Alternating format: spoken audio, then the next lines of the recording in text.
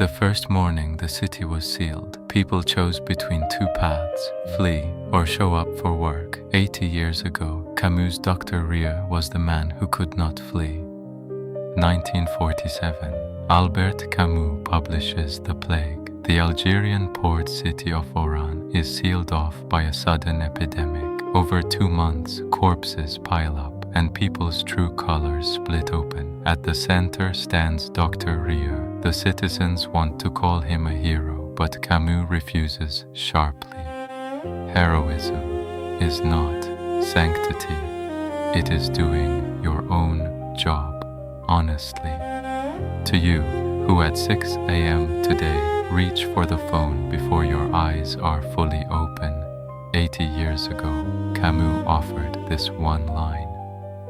The plague begins on a day in April with a single dead rat. The city authorities at first call it a misunderstanding. Colleagues brush it off on the morning commute. It will pass, but within 2 weeks bodies pile up and the city is forcibly sealed, families separated, cut off from the outside. In those first 24 hours, Camus paints the truth of the citizens. Those who can flee pack their bags. Those who can't, avoid. They pray only for things to return to normal as soon as possible. And never go visit a patient. And just one group, Dr. Rieux and the Clark Grant, show up that next morning. This is not a story about Algeria 80 years ago, when your company gets shaky, when your division collapses, when a sudden restructure drops, colleagues' true colors split, and at that very moment, which side are you on? The journalist Rambert tries to flee. He has a lover left behind in Paris. He says it honestly. This is not my fight. I was caught here by chance. As an outsider, Camus does not condemn him, fleeing his instinct. But days later, Rambert unpacks his bags. The deciding reason is one line. To be happy, alone, can be a shameful thing. The citizens choose other paths. Father Panelou preaches, this is God's punishment, repent. The young Cotard enjoys the way the plague has blurred his old crimes. The mayor watches only the statistics. None of them are heroes, none are villains. They are simply people whose true colors emerged before a crisis.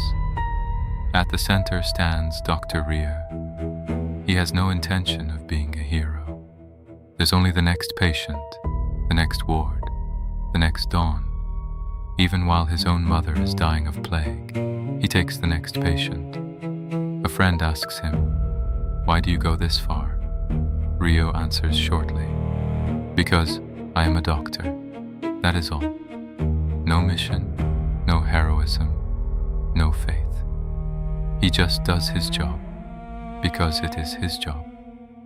The Rieux Camus drew 80 years ago is the global professional who cannot quit when the company collapses, the man on the morning commute who cannot flee.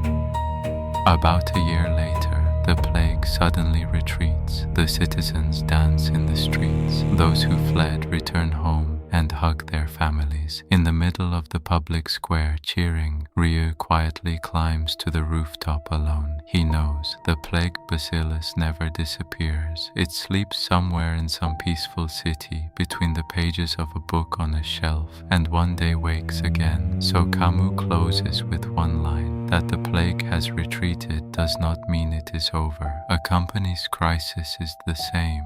Surviving one quarter is not the end. Another lockdown, another restructure, another dawn. They come. Rieux knows it all, and so he takes the next patient. When the company gets shaky, when the division collapses, colleagues' true colors split. Those who can flee, those who avoid, and only a few, quietly, take the next assignment from their seat. Camus says those few are the heroes, not sanctity, just doing your own job honestly. You, this dawn, whose eyes open before the alarm, whose hand reaches for the phone first, scrolling mail, calendar, Slack before fully awake, who boards another morning commute with tired shoulders, who walks into a seat you cannot flee from, your quiet steadiness, that is already the Rieux Camus drew 80 years ago. Rieux, every dawn, checked the list of the next patients. You, every dawn, check the calendar of the next meeting. It is not a different thing. It is the same thing. You never intended to be a hero. You don't even want to be one. There is only the next commute, the next meeting, the next dawn. That is the hero Camus defined. The plague looks thick, but part 1, the lockdown chapter, is enough.